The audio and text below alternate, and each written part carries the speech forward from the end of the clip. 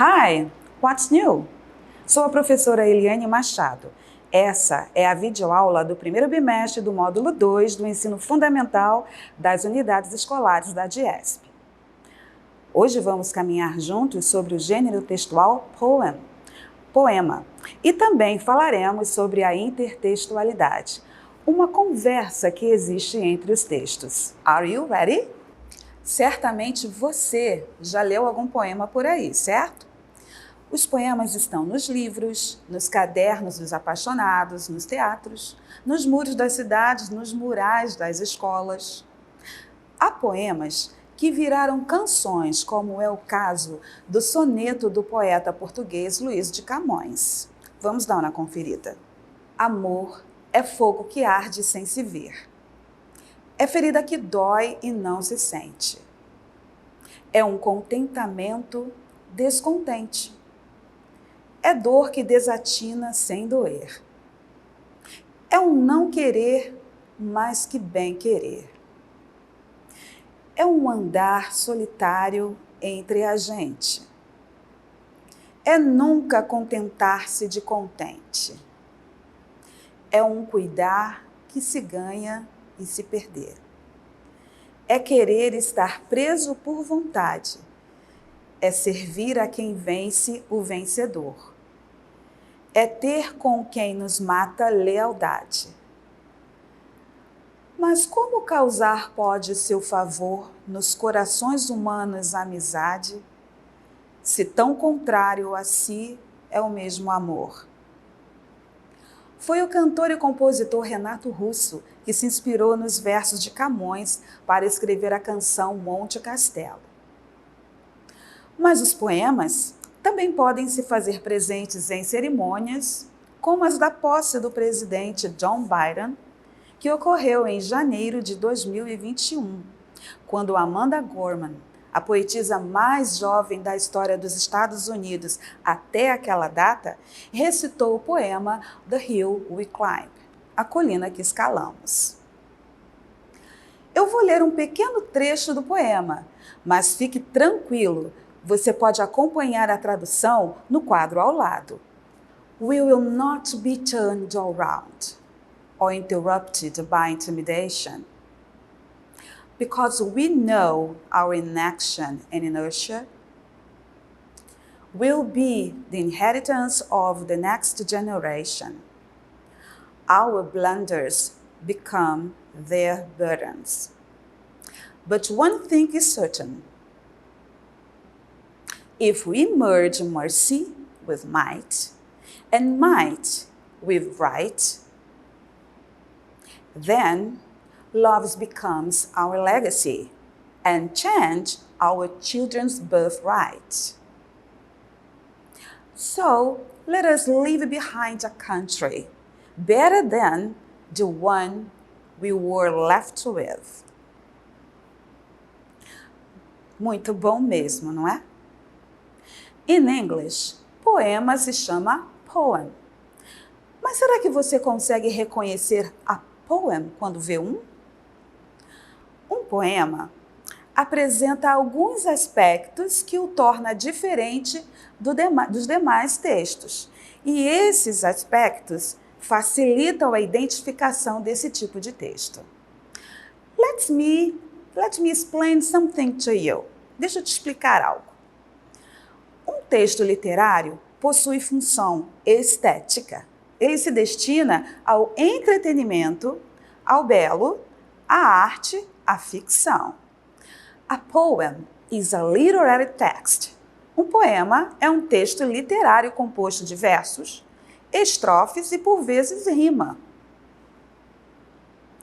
Ele pode apresentar uma estrutura livre, como é o caso do poema The Hill We Climb. Ou ele pode ter uma estrutura fixa, como ocorre no soneto de Camões, que é composto por 14 versos.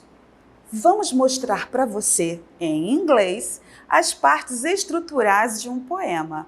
E faremos isso utilizando os versos de Emily Dickinson, uma importante poetisa americana. An important American poet. Seria muito interessante que você repetisse a pronúncia em inglês de cada elemento para que você possa praticar. O nome de um poema é chamado de title. Repete comigo. Title. Title. A pessoa que o escreve, ou seja, escreve o poema, é chamada de author ou poet. Repeat. Author. Author, poet. Existe o feminino de poet, que é poetess, mas não é muito usado. Na verdade, a maioria das poetisas americanas preferem ser chamadas de poet. Cada linha do poema se chama verse. Verse. Could you repeat? Verse. E os versos se juntam para formar. The verses come together to form stanza. Listen up. Stanza. Stanza. Aquele espaço entre as stanzas são chamados de space. Muito fácil, não? Você sabe o que são rimas? Aquelas palavras que terminam com sons parecidos do tipo fama, que rima com lama, e food, que rima com good. Podemos ver na segunda estrofe do poema de Emily que a palavra heard rima com bird. Pois é, os poemas podem estar cheios desse recurso de sonorização, que é chamado de rhyme in English. Listen carefully. Rhyme. E por último, é muito bom não esquecer o assunto do poema, sobre o que o poema fala. The theme.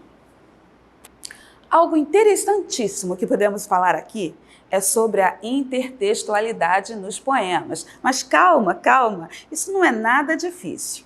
Deixa eu te falar primeiro essa palavra em inglês. Inner textuality. Inner textuality. Você já deve ter visto a intertextualidade acontecendo muitas vezes por aí. E até mesmo nessa videoaula ela já esteve presente, mas talvez você só não conhecesse o nome. Lembra de quando eu disse que Renato Russo tinha se inspirado no soneto de Camões para escrever Monte Castelo?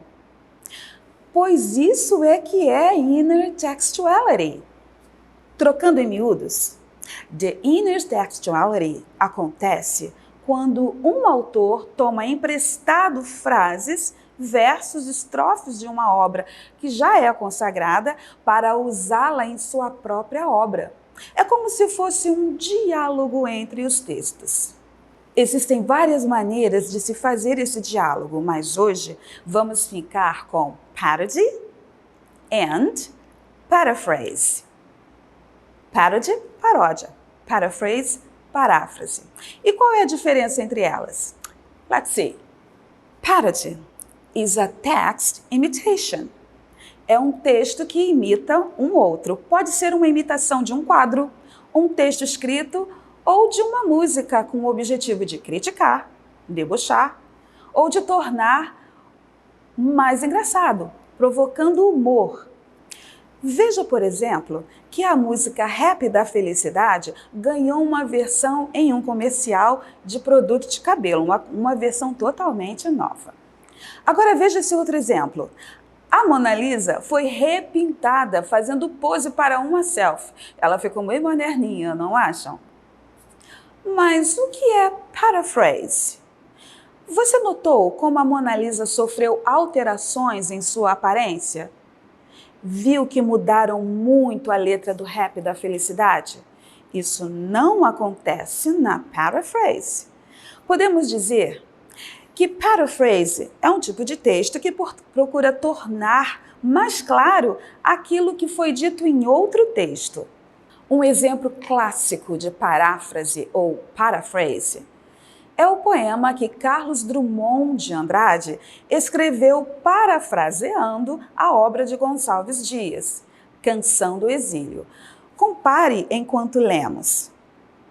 Para escrever seu poema, Drummond toma emprestado a palmeira e o sabiá do poema de Gonçalves Dias, para expressar seu desejo de estar em um lugar onde tudo é belo e fantástico. Genial, não é? Nós já estamos encerrando esta videoaula, mas acrescentamos que ter conhecimento das coisas ao nosso redor é muito bom. E mais do que isso, é necessário. Que tal você pegar sua UE para descobrir muito mais coisas? O conhecimento não para. Então, nunca pare de aprender. Never stop learning.